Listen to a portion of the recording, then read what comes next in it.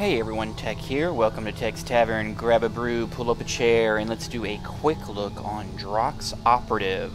Drox Operative is by Soldak Entertainment, the same company that made Din's Curse, and it is a action RPG. However, unlike 99% of the action RPGs out there, this one is set in space.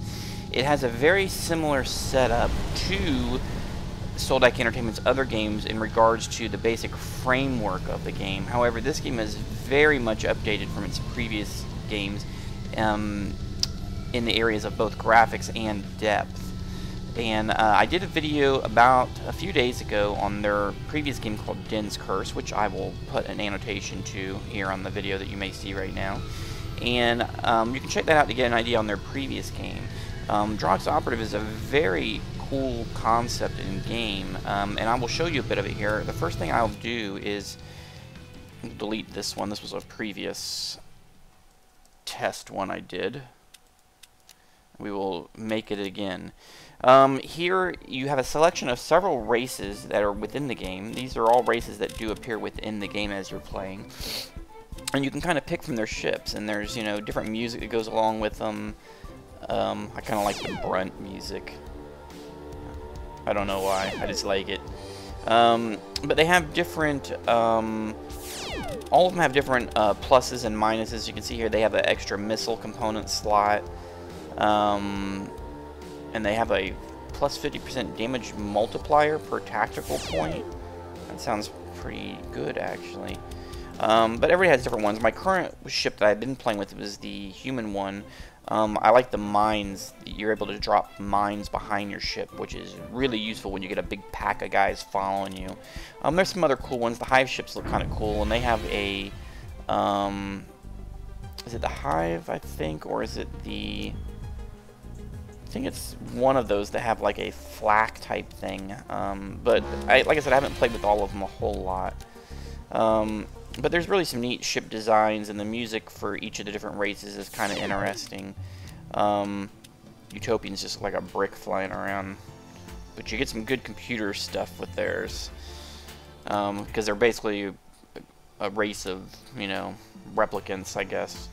So we'll go ahead and just do a test one here to show you how the startup goes. If you're familiar with their Soldak Entertainment's other games like Din's Curse, this looks familiar. Each game you play of this, you play with a consistent character slash ship. So you gain levels, you get gear, you know, all that kind of stuff. And that you always keep.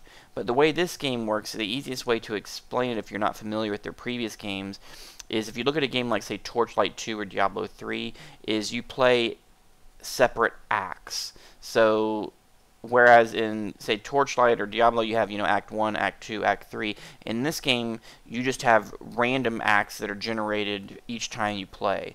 So the first galaxy you play in is like your Act 1, and you can select the difficulty, how many creatures, how big it is, what the pacing is, how many races there are, all that kind of stuff. And then you play, and there's different win and lose conditions, and then when you finish that galaxy, you create another galaxy and play again.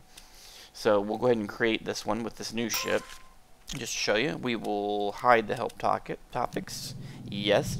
And as you can see, my ship right here is kind of small. As you upgrade, your ship actually gets bigger as you upgrade your command points. So you start off and you are in a random galaxy typically, or a random sector or zone or whatever you want to call it. And a galaxy that you're playing in is tied together by multiple areas. This area I'm in is Aquidus. So I'm going to fly around and uncover this particular little sector of this galaxy. And I'm going to look for other races, planets, and different things. And here's some space junk. I can scan and see if there's any fatty loot. There's some money and a laser. And the way loot works in this game, you can just right click on everything and identify it. You don't have to get scrolls or any of that kind of stuff. You can see this does better damage than the laser I have. However, it requires 6 tactical and I only have 5. So I will have to upgrade that. As far as your ships go, you have different slots like inventories. You have heavy, medium, and light components, and then you have race-specific components. Heavy components are typically things like engines, your main weapons, and maybe like power plant sources. Medium components are typically things like shields, power boost, speed boost, thrust boost, things like that. Light components are typically things like crew members, like this guy here, for instance, to add to stats. It can also be things like here we have an overclocker that gives some extra power and various things like that. And then you have cargo bays, which are basically bag slots. Okay, that ship right there was from one of the races. So, hey, we met the Lithozoid. Crunchy to meet you. I don't know if that's good or bad. Sounds like he wants to... Alright, so then we just... he has available quests to us, so we can take one of the quests, which this one says to... he wants us to go kill 2 male purple storms. So if we see any of those guys, we want to kill them to improve our relations with those guys. Those things are usually mines. You want to stay away from anything like that floating around if it doesn't have a label on it. Alright, we'll shoot this guy. Here are some aliens, bad aliens. And you can see the combat right now. You just kind of, you have different types of weapons. You have projectile weapons. You have, whoa, that's a lot of missiles coming in. That's a lot of guys right there. I ran into the hornet's nest here. Okay, Cortex is another race here in this area. They have a quest we can do. Looks like it's to kill a named guy. Whoa, whoa, whoa, whoa, whoa.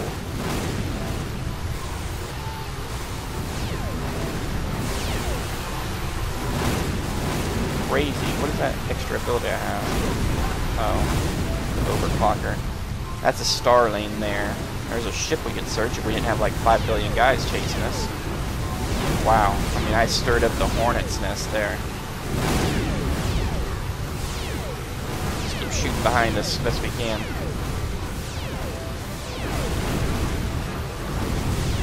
Wow, I just drove into more ships.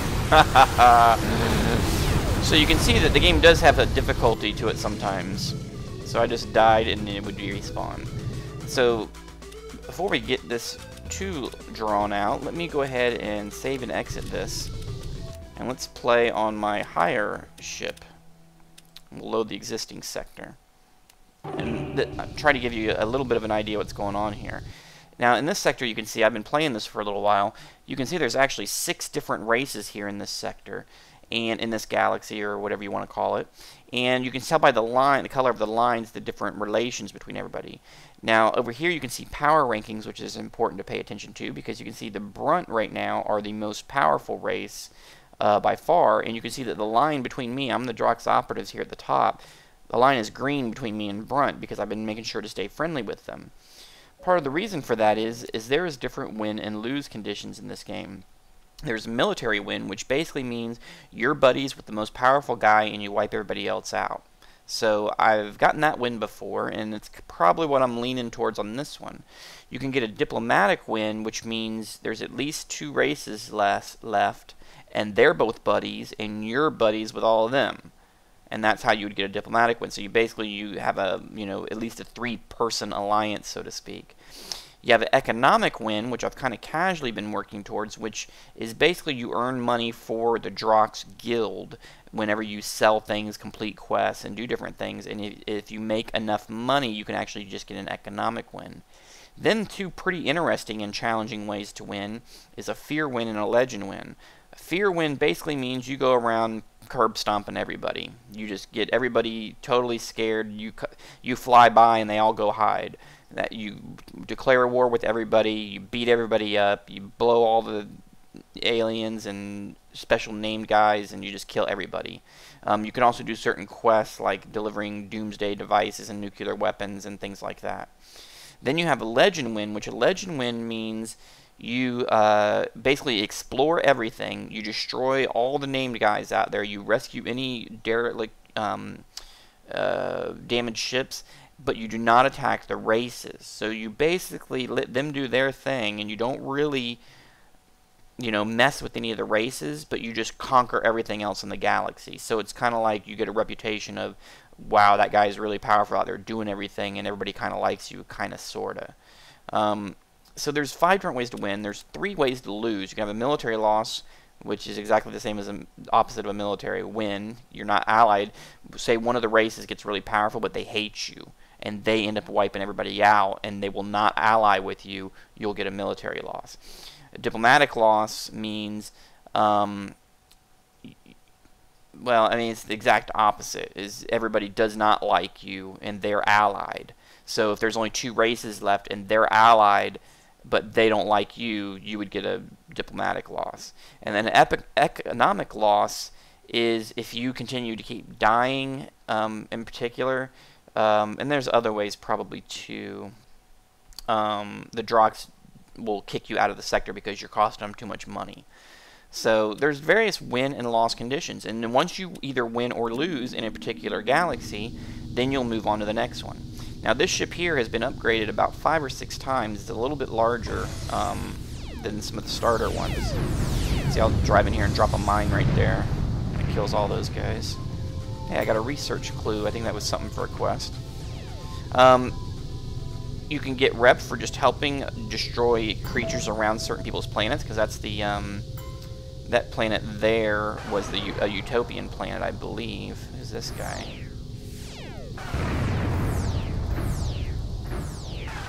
Major Obsidian, level 9. Alright, we got him. And there is definitely some maneuverability to this game. I mean, if you get missiles on you, there's skill shot type weapons, driver weapons, and you can actually avoid shots sometimes. Just take this little nest out here. Oh, and there's consumables down there, the 8, 9, and 10 key down here. I just had to use a consumable so I can get energy to keep firing, which is energy is the yellow bar. I'll hit 8 here, which will charge my shields, which is the blue bar. And like I said, I don't remember if I said it before, but it's a kind of a 3 life bar layout. You have shields, then armor plating, and then your structure. So if the green bar ever goes to empty, that's when you die. So we're just kind of wiping some various pirates out here. There's another research clue. I think you can use those for quests, or you can also sell them. We're just kind of farming some guys here. Oh, that's a mine. I don't want to go near that. I don't think. Another research clue. Alright. Nope, need more energy. We got technology there that we can sell. I think all the technology and research stuff I think you can use towards the economic win as well. Alright. And as you can hear, the sound effects, and I even like the music too. I mean, it's very well done. You can see some of the graphic effects are well done. The explosions look really nice. You know, some of the weapon graphical effects are nice. Oh, there's a storage pod. Let's see if there's anything in it. Some money. Instant energy spike. Mutating agent. I don't think I need any of that. So that's kind of how the game works, though. It's a nicely paced. I like the pacing of it better than their other games. Den's Curse I really like, but the pacing, you know, this has a lot more to it. I mean, there's all these different relation things that you're doing. Plus, you go to planets, and you can also do things to curb certain things, like you can do propaganda or sabotage if you really want, you know, one race to start failing. You can actually steal technology, which the technology you steal is only used in trading to other races to kind of, you know, get better rep with them and things like that. You can also do rumor to get positive or negative rep towards these different races. So there's a lot of little, you know, side abilities that you can use. And then again, a big part of the game is this: you know, trying to get a certain type of win, and then trying to manipulate everything so that you can get that particular win. So that's really you know, the main part of the game. And then, you know, once you finish the one galaxy, you say, oh, okay, that didn't go quite the way I wanted. You move on to the next one and try again. And so there's some really interesting gameplay mechanics going on here. You know, it has the good grind feel of having fun, you know, building up a character in this case, building up your ship, getting cool gear, you know, upgrading its, you know, speed and weapons, and experimenting with, you know, putting different crew members and all that kind of stuff. This is kind of interesting gaming system, but you have a lot of stuff that you can you know, mess around with and play with, and you just kind of create your own playgrounds for each area that you go to, and you know, it makes it very, very compelling if you like this type of a game. So anyway, I will go ahead and drop it off there, but this is, again, Drox Operative. You can only get it right now, I believe, on the... Hey, that's an inventory item, I think. For 6 slots. That's an upgrade, I believe. Well, we'll have to switch that out. But, you can only get the game currently on the actual Soldak Entertainment website, and it is $20. I think they are trying to get it to Steam, but I don't know what the progress is on that. But for $20, there's a lot of gameplay to be had here, and it's a lot of fun. Like I said, there is some multiplayer, so I have not tried that out, but it would be interesting to see how some of that worked. So I will catch you guys next time. Have a brew on me, and we will see you in the tavern on the next episode.